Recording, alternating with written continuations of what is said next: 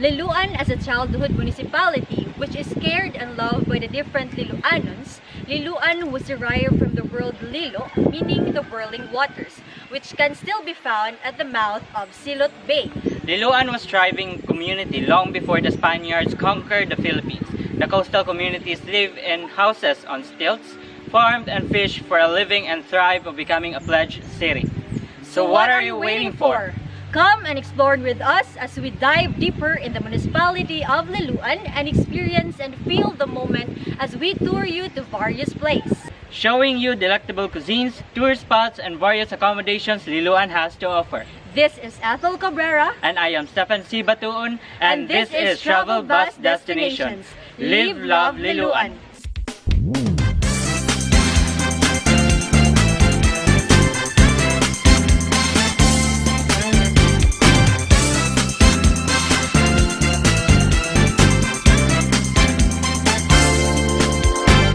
So Ethel, which part of Liloan should we start? That's a good question, and lucky for you, I have an answer to that question by starting at the source of why Liloan is famous, which is the Rosquillos. Tara? So here we are at Tita's Bake Shop, and let us tour you around the place. So let's go.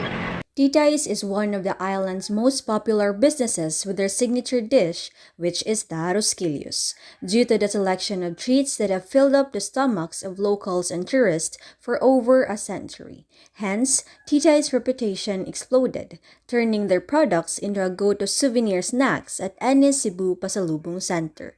Upon experiencing how welcoming the staff of Tita's Incorporated and how their food satisfy my cravings, I would personally recommend everyone who's planning to visit Liloan to stop over at the place. I know this will surely complete your visit to the municipality. Nabusog ko sa ilang mga food there, sa ilang mga beverages. So, sige na tao ka ng stay anitary. Why not ato silang i-recommend ng mga lodging facilities diri sa Liloan? Indeed, atuwa sa niya sila i-recommend sa atong mga lodging establishments, pero asa man. Napon hibuan which is doon na kayo diri sa tourist. Why not ato na silang i-introduce sa Papa Kids Marina and Fishing Lagoon? So tara! Tara! Papa Kids Marina and Fishing Lagoon is one of the Cebu's top ecotourism destinations, offering a close-up view of Liloan and some of the island's natural beauties. It offers various fishing activities like water sports, wakeboarding, kayaking, and zipline, and also many more. It is also a great venue for families, friends, and co-workers to uphold outdoor activities and special events. It is also offer rooms to stay in for a night or two for a restful night.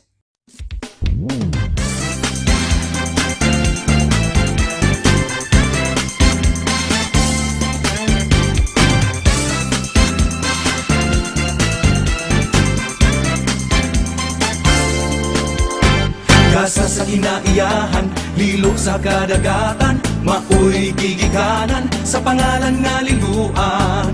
Karon pabiling mibarog tungod sa hapsay nga sistema. Liloan mauswagon ka tungod sa panaghiusa.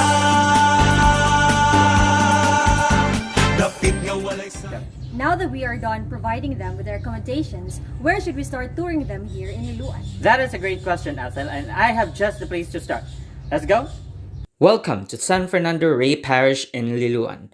One of Liloan's oldest structure, the San Fernando Ray Parish is an old Roman Catholic church located in Liloan, northern Cebu.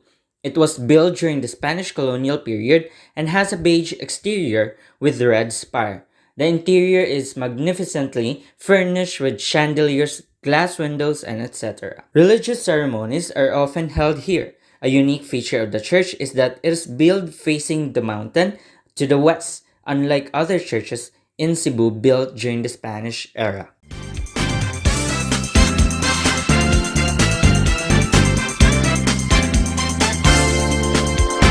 Gasa sa kinaiyahan, lilo sa kadagatan, maoy. You know what? Nagsige na lang tag stay sa city. What if mag-change place na punta? Agreed, and I have just the thing for that. Why not add to ta sa akong childhood town? But before that, palit sa Damasi, an all-time favorite sa Liloan, a delicacy as well. Pwede kaayo. So tara, Uguban uguban na na kamo. If you have a sweet tooth and you are visiting Liloan, then worry not because Masi is the solution. As you buy the Masi here in Liloan, you can taste the perfectly made Masi that is not too sweet. Hence, what's unique in the Masi here in Liloan as it has its soft yet flavorful texture that will satisfy your sweet tooth.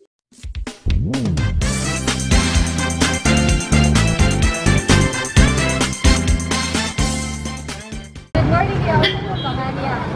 Ako na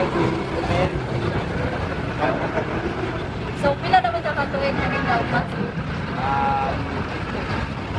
Or, bago pa lang ba ka? 1 month. So, kanang para di mo yung anong ginadayo man ang Masi sa Liloan? Mga bisita. Pangarap ko ma'am, lang katao yun ang gusto ng tamang panita na namati, kinamihan, kinasama, Oh, so pila man ang each Masi kapalit sa mga tao?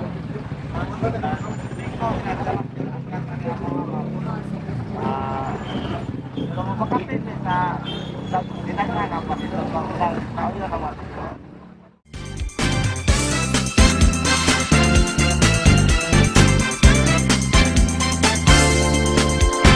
Gasa sa kinaiyahan, lilo sa kadagatan, maoy gigikanan.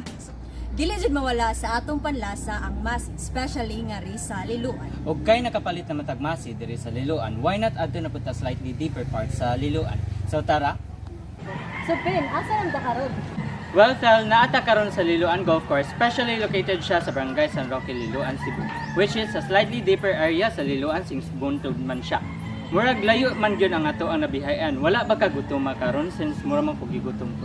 Slightly gutom good, pero naa ko'y nakitaan nga area nga pwede ta makakaon. So ali, kuyog ta ninyo guys as we discover a place to eat here in the Liloan Golf Course.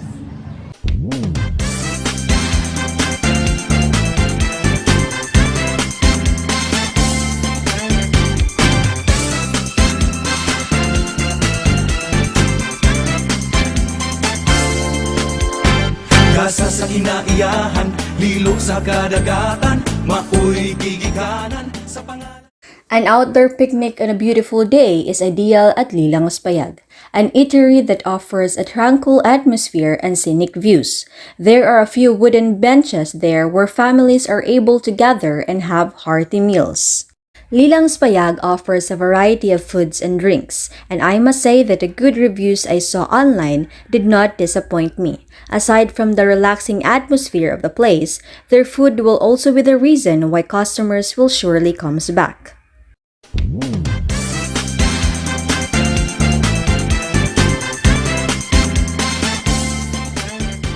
Busugan na gyud nako and I hope ikaw pud.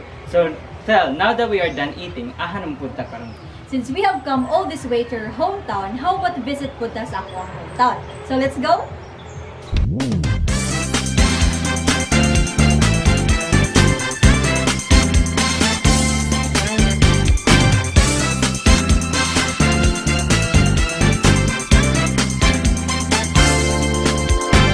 Gasa sa kinaiyahan, lilo sa kadagatan.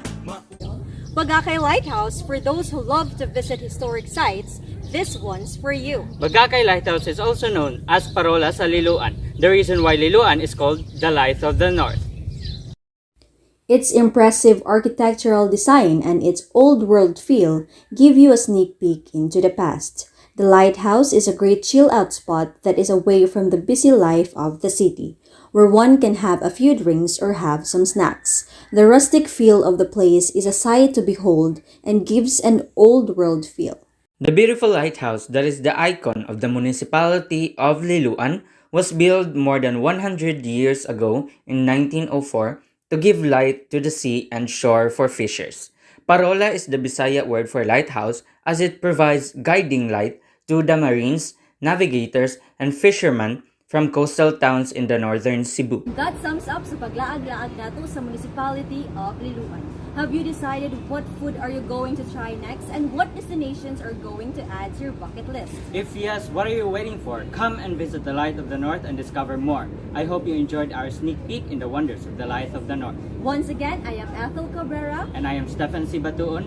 Ali na diri sa Liloan. Mangaon og manlaag kita. Live, love, Liloan.